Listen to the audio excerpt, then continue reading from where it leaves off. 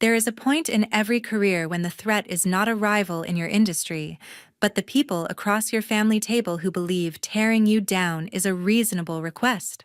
My name is Roxanne, and I was told that mentioning my professional achievements was inconsiderate because it might make my older sister feel inferior. My dad said it casually right after I shared a major milestone at work. He looked me straight in the face and said, "Do not talk about your success. You make her feel bad."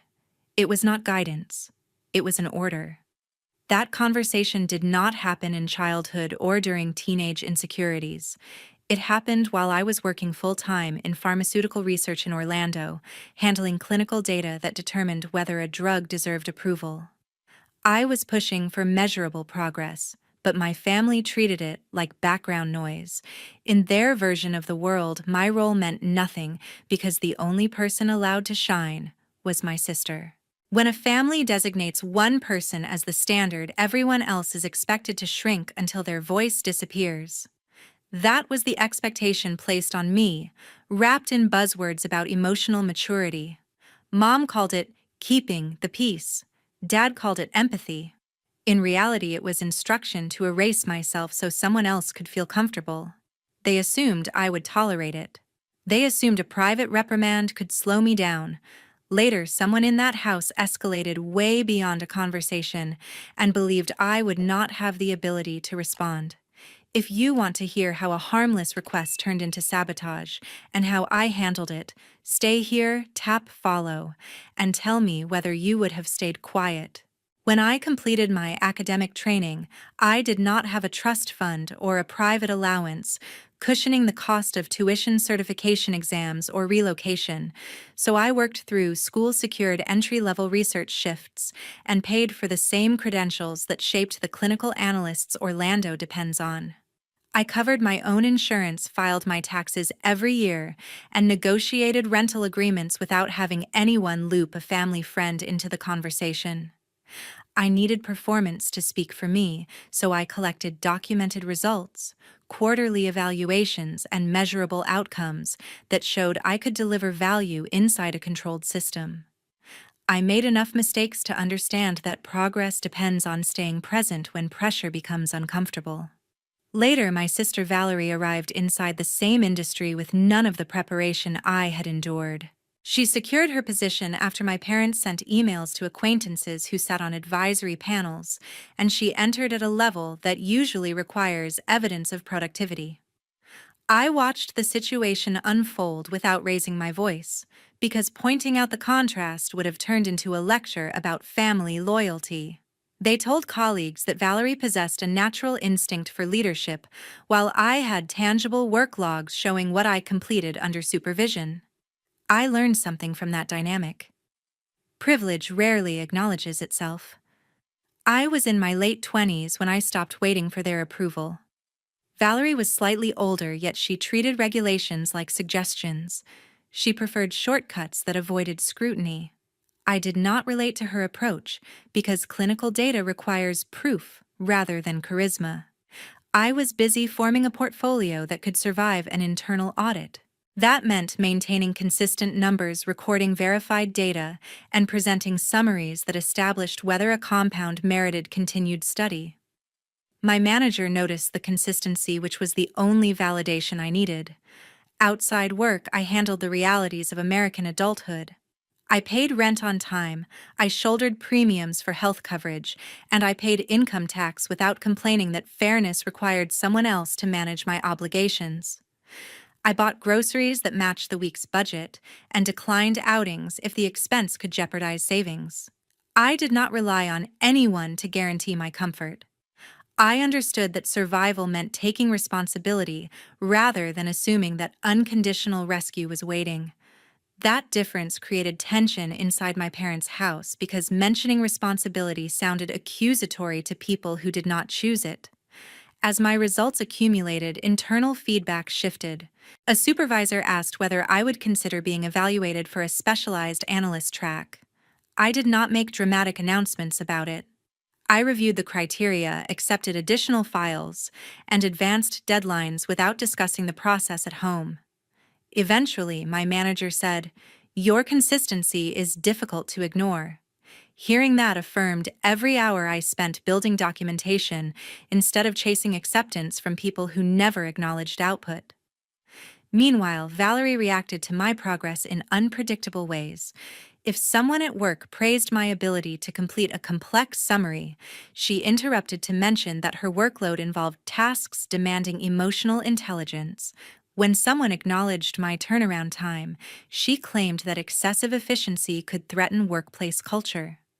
The contrast between performance and interpretation became clearer each month, and I realized she did not want equal opportunity. She wanted uncontested space. One afternoon, she asked me, "Do you ever think about how your metrics make everyone else look inadequate?" I replied carefully because I understood the trap behind that framing. I said, "Numbers are not personal. They show whether a process works." Valerie rolled her eyes and said, "Everything is personal if someone feels overshadowed." That sentence explained every warning my parents ever delivered. Pressure increased after the company circulated a memo about projected restructuring. It stated that specialized output could determine placement during future evaluations. I focused on doing the work correctly, without interpreting it as an invitation to compete with anyone. Valerie acted like the notice was a personal threat. She whispered to coworkers that the scoring system benefited people with my personality. I ignored the noise and concentrated on accuracy, because strategic panic never produces evidence. The last signal arrived when another supervisor identified my analysis as a model for training sessions. I did not brag. I continued completing assignments. Valerie's expression hardened each time my name appeared in internal communication. She stopped making small talk and she scrutinized every action I took. I started noticing how resentment can masquerade as discomfort. I did not view myself as superior. I saw myself as responsible. Yet responsibility unsettled a structure that depended on unequal expectations. Valerie wanted favorable treatment without measurable proof. I wanted the documentation that allowed career movement. That difference mattered because entitlement reacts violently when reality interrupts. 1 year later, the landscape inside my department shifted toward measurable outcomes that prioritized whoever carried verified data across each quarterly checkpoint. I had built a consistent record that translated into a higher annual adjustment and a new set of tasks involving compound validation. I did not negotiate through favors or informal leverage because my credibility hinged on reproducible results rather than personality. The internal trackers began placing my name near the top due to the reliability of batches that moved through my desk without corrective rewrites. I handled each assignment with the awareness that every number might survive an audit, so accuracy mattered more than excitement. The increase in income followed the structure posted for all employees since no one could distort a rubric anchored in recorded performance. Valerie reacted to these signals in a controlled yet unmistakable manner. She developed a habit of visiting our supervisor right after submissions, attempting to reduce the weight of what I had delivered. She whispered that my supporting documents were derivative, or that the efficiency metrics did not reflect high-level judgment. She implied that my contribution should remain invisible, because if anyone credited my work, it would misrepresent hierarchy. The tone did not sound like feedback about workflow. It carried the premise that acknowledgement created damage. At first, I observed without speaking because naming sabotage before it matures often backfires. Valerie measured every interaction according to whether the spotlight tilted toward her. If a proposal succeeded, she questioned whether I deserved inclusion. If a project stalled, she hinted that my influence distorted it. Those patterns exposed motive, not analysis. One evening, Dad called before I could shut down my laptop, and his voice skipped any kind of concern. He cleared his throat and said, "Do not create a situation where your sister looks lesser than you. She needs space to feel accomplished." He spoke as if success had a moral ceiling. He framed restraint as virtue. I recognized the familiar pressure that pretends to prevent conflict while demanding that one side erase effort. He did not ask about the criteria used to evaluate staff. He focused on the optics of proximity. That conversation carried an assumption that Valerie's comfort determined the permissible volume of my progress. I acknowledged his words without providing fuel, because engaging emotional logic never converts it into reason. Shortly after that exchange, a representative from HR reached out to request supporting files for a recent authorization. The tone remained professional rather than disciplinary, signaling an internal review of workflow distribution. They asked for timelines, revision logs, author names associated with each approval, and a chart explaining how the margin of error had stabilized. I provided everything because documentation had been my shield from the beginning. When HR saw the clarity of the archive, they scheduled a follow-up to examine how those processes became standard practice. No one referenced Valerie. They evaluated data rather than reputation. That distinction held value within a corporation expected to justify payroll. The reaction inside my family home diverged from HR's neutrality. My mother argued that public praise could collapse Valerie's momentum. She encouraged silence because her career takes priority. When I asked how recognition equaled sabotage, she responded that internal sentiment always outweighs charts. My father repeated the earlier position that a household should not contain competition. They did not acknowledge that suppressing one daughter to inflate another creates inequity. They spoke as if hierarchy constituted love. I chose not to debate that logic. Instead, I archived every internal message connected to project approvals. I saved timestamps involving Valerie's attempts to minimize deliverables. I stored direct quotes without assigning emotional labels. Evidence never requires volume. It requires precision. I understood that corporations protect themselves by punishing misrepresentation, not rivalry. If anyone attempted to distort findings, I wanted an unbroken chain of documentation that could withstand review. The process was not revenge. It was preparation for accountability, because outcomes built from data do not collapse when confronted. 6 months later, the temperature inside our project meetings felt different. Valerie walked into every conference room with a confidence that did not come from any dataset or validation report. It came from the belief that no one would challenge her when she redirected credit toward herself. We were developing a new research line that required stability calculations, replication cycles, and documented assay results. I had stayed late for weeks to refine the error tolerance model.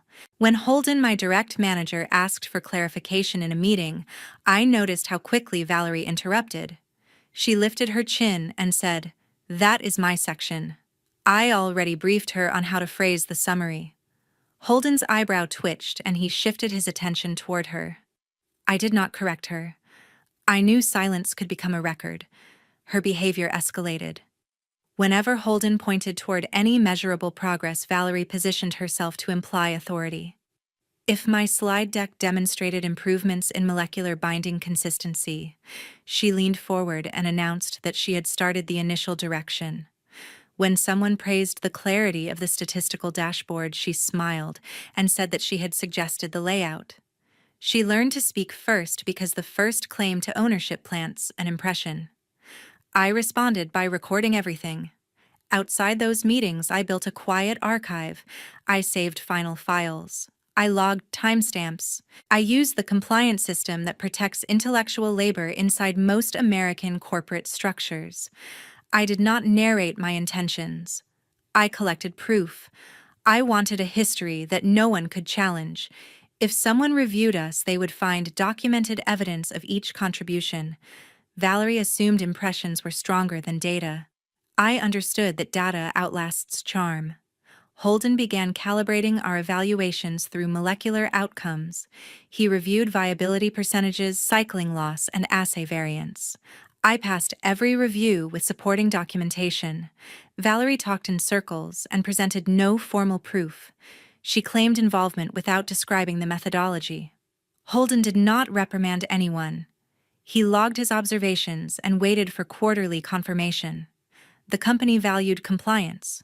Performance without evidence turns into speculation. I stayed patient. Validation requires distance. At home, emotional pressure continued. I visited our parents one weekend, and Mom smirked when she heard about the research metrics. She said that I should stop showing off numbers like a child desperate for approval. Dad told me, do not make Valerie feel inferior. Their tone was not guidance. It was an attempt to manage outcomes. Valerie sat nearby with an expression of earned entitlement. The contrast was predictable. They celebrated her assumptions and minimized my reports. I did not react. The living room was not an audit room. Nothing spoken there could override corporate procedure. When the company announced an internal recognition event, Valerie reacted as if someone had handed her a coronation script. She used the next team call to mention how tirelessly she had guided the research model. She acted as if the award already belonged to her. She leaned close to the camera and told me, "Maybe try not to look so eager. It is embarrassing." Holden kept a neutral expression. He said nothing to confirm or deny her fantasy. I prepared without disclosure. I updated files that proved origin. I gathered every iteration. I checked each compliance tag. I did not argue through conversation. Corporate policy rewards documentation more than performance theater. Valerie knew how to speak. I knew how to prove. Her confidence increased during the week before the ceremony. She told a senior colleague that she intended to use the stage to thank Holden for recognizing her leadership. She then said in a louder voice, "Some people cannot handle watching others shine." She wanted me to flinch. I looked back at my screen and finalized the last authentication report. I shaped a strategy that did not violate procedure. I would present when asked. I would answer questions directly. If Holden or HR required clarification about project ownership, I would supply the records. I did not need applause. I needed accuracy. The system protects accuracy when proof is undeniable. I waited. The right moment would arrive through policy rather than emotion. Documentation never rushes. It sits until someone opens it. Then it speaks. The evening before the company's internal recognition event, a restless tension grew around the building because everyone understood that public recognition could shift an internal hierarchy in ways that private reviews never could. Valerie behaved as if the outcome had already been signed, and she drafted a deck that assigned major deliverables to her personal initiative. She never asked for confirmation yet. She treated her opinion like verified fact, and she intended to present that fantasy in a crowded room. I gave her space because a false story rarely survives first contact with a decision-maker who understands numbers.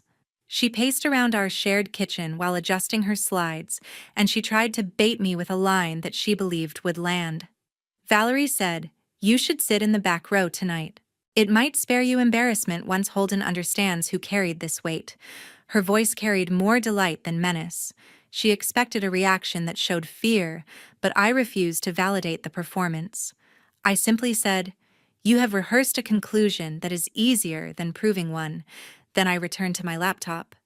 On another call, Mom asked Valerie whether she had prepared enough visual impact to make an impression, and Valerie responded, "Holden loves clarity. I will give him clarity about who did the actual work." The sentence was designed to plant humiliation. Dad added a line that sounded like cheap encouragement. Dad said Roxanne needs a lesson in humility. Someone should remind her that a paycheck means nothing without respect.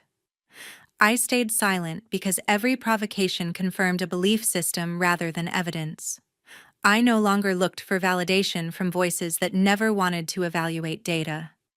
I focused on compliance. I finalized a portfolio that contained logs, peer reviews, assay results timelines, and electronic signatures. It remained clinical and exact. There were no emotional explanations. There were no subjective interpretations. It remained a record that could survive any audit threshold. I sent the file to Holden through the proper channel because a manager deserves time to review information without theatrical pressure. Within 10 minutes, my phone buzzed. Holden said, "Let us schedule a separate discussion after the ceremony. I want to walk through your portfolio." The tone carried interest rather than doubt, and I recognized a shift. Holden wanted clarity from me first, which meant Valerie would not control the framing. I replied, I am available whenever the review is useful, then closed the message. Valerie kept rehearsing a narrative that depended on exaggeration. She told one teammate during a hallway exchange, I am lifting research velocity while Roxanne hides behind numbers. She mimics competence without original thinking. She wanted people to anticipate a takedown. She never imagined that performance reviews operate on documentation rather than rumor. I watched her strategy develop and allowed gravity to do its work. The internal announcement described a short ceremony, with a small stage, a microphone, and a sequence of presentations that showcased contributions from multiple teams. Valerie described it as her night. She said, I am giving Holden a map, and she meant it as a threat. For her humiliation felt like a legitimate management tool. I knew better than to stop her. A manager does not need rescue from misinformation. Mom asked whether I felt nervous about attending an event where a sibling intended to broadcast dominance. Mom said, you can still withdraw. Valerie deserves the moment without interference. I answered, a moment is not the same as accuracy. The silence on the line suggested they wanted submission, not dialogue. I no longer needed to warn anyone. I preferred the integrity of real-time exposure. Numbers travel further when spoken aloud in a public room. If Valerie attempted to polish fiction into a visible achievement, the discrepancy would reveal itself the moment Holden asked a single technical question. When I left the apartment, Valerie smiled at her reflection while practicing a final line. She whispered, tonight will be decisive. I agreed in my mind, although for a different reason. The stage could not protect a story that failed to meet procedural standards. I welcomed the opportunity to let evidence breathe. That night, the awards ceremony began inside a mid-sized ballroom arranged by HR to spotlight internal performance. I sat in the second row, directly across from the podium, because Holden wanted the entire research group to be visible to the front office. Valerie stood near the stage in a fitted navy dress, holding a printed deck that she had revised without permission. I sensed her anticipation, and I recognized the subtle tension around her mouth that always surfaced whenever she thought she had secured superiority without proof. The program director opened the evening with a short welcome and introduced Holden as the lead sponsor. After a brief acknowledgement of milestones, he announced that Valerie would speak first regarding our oncology pipeline project. Mom and Dad applauded before anyone else reacted. They sat close to the aisle, eager to witness a theatrical humiliation they believed I deserved, because Valerie had conditioned them to interpret every challenge to her assertions as disloyalty. Valerie walked up to the microphone and arranged her slides. Her voice carried an artificial confidence that relied on exaggeration instead of documented metrics. She said, this entire stage gate rested on my quantitative analysis, and I pushed the modeling forward when no one else had enough stability.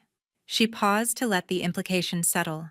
Then she offered a sharpened line meant to wound me publicly. Some people contribute busy work and call it science, but leadership knows who actually delivers. I heard Mom whisper something triumphant to Dad, and I watched his expression tighten with vindication. Valerie advanced her slides, skipping tables that required citations and emphasizing color blocks that falsely portrayed ownership. I stayed silent because I had verified every version and archived every timestamp, and I understood that interrupting her would collapse the procedural discipline that mattered most now. Holden stood at the edge of the stage observing Valerie's performance with an expression I could not decode entirely. He waited until she finished a segment about predictive durability that lacked replicates. When a director from analytics raised a question about sample count, Valerie offered circular phrasing that never addressed methodology. The room shifted subtly. Several attendees glanced at one another, searching for clarity. I recognized uncertainty forming. Instead of intervening, I breathed carefully and kept my hands still. I wanted Holden to control the cadence. He had told me previously that accuracy wins without theatrics, and I took that guidance seriously. Valerie returned to her aggressive tone. I was carrying operational risk while someone else needed hand-holding to understand the math, she declared. A quiet impulse moved through the chairs. Doubt gained momentum. Holden finally lifted his hand to stop her. He thanked her politely and said, "We will invite Roxanne to share her perspective once Valerie concludes. We want to make sure the data trail is explicit." Valerie hesitated because she recognized that phrasing as a strategic pivot. She tried to stall with closing remarks that reframed unsupported claims, but Holden redirected the spotlight. Valerie cleared her throat and made one more attempt at dominance.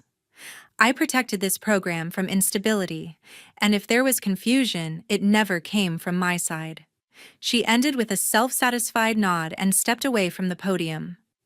Mom clapped before anyone else reacted. Dad followed.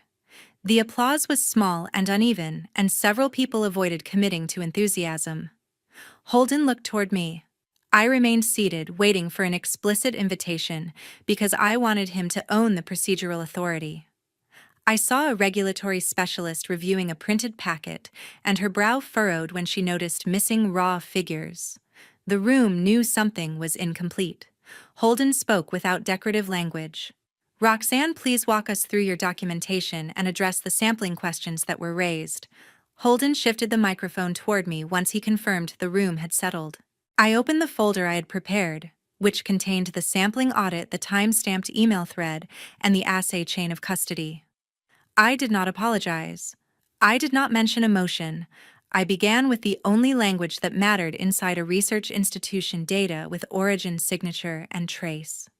I explained the timeline in complete order, beginning with the raw sample submission, dated February 12th, registered under my user ID, authenticated by the validation portal, and linked to the digital lab notebook that carried my initials. I saw a director lean forward because he recognized the submission number. I continued with the extraction log that identified who performed each action. I pointed to the slide where the repository displayed Valerie's absence during the primary analysis. The room absorbed the visual contradiction between her performance minutes earlier and the actual recorded sequence. I did not annotate my tone. I allowed the material to speak. When I moved to the email thread, Valerie snapped. She spoke loudly from her chair without waiting for permission. "You are cherry-picking whatever flatters you. Anyone can paste emails to look important." There was agitation in her breath. She wanted to provoke an argument because that had always been her method with my father and mother watching. I ignored the interruption and read the line where the project manager assigned me the modeling deliverable with an explicit note stating that Valerie was responsible only for formatting tables. Valerie rose from her seat. "This is pathetic. You are embarrassing yourself. Nobody needs a procedural recital." Holden raised a hand toward her and said with neutral firmness, "Remain seated. You will not interrupt compliance review." Father exchanged a confused glance with Mother because neither of them understood the authority in that tone. They had expected my voice to shake. It did not. I turned to the section regarding assay reproducibility. I presented the triplicate results that establish stability requirements. Every value traced back to my bench notes, documented with reagent lot and calibrated equipment. The head of quality assurance asked Valerie directly, "Do you have replicates that contradict this?" Valerie answered without hesitation, "I do not have to prove anything to someone who manipulates documentation." Holden cut across the air before that sentence traveled further. "Accusations without evidence will stop." He invited Meredith, the HR lead in charge of performance oversight, to approach the front. Meredith carried a compliance tablet. She reviewed the attribution string on the internal database, then looked up at the room. "There are discrepancies in credit assignment. We need a temporary freeze until proper evaluation is completed." Valerie panicked. "Freeze what I earned credit. She is weaponizing paperwork because she has nothing else." Holden replied, "You are being placed on administrative suspension until we verify ownership. This is not negotiable." That was the first time the room exhaled collectively. Mother made a small noise, something between disbelief and insult. Father whispered her name, searching for the narrative that allowed them to keep Valerie invincible. Valerie shook her head, almost trembling. Suspend me for understanding the bigger picture. This is ridiculous. Meredith tapped the tablet and said, Valerie, you are relieved of project duties, effective immediately. No one clapped. The silence worked like a verdict. I remained still because the goal had never been spectacle. The goal was documentation that no one could rewrite.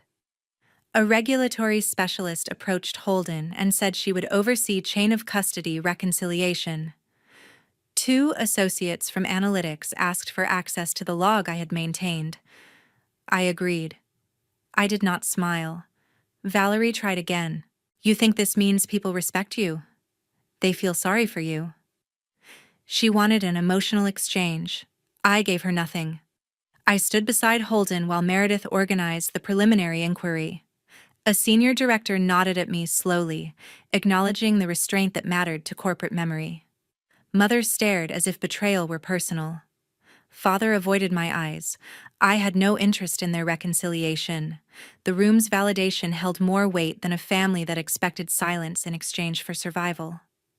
Holden dismissed the group for a short recess to allow documentation transfer.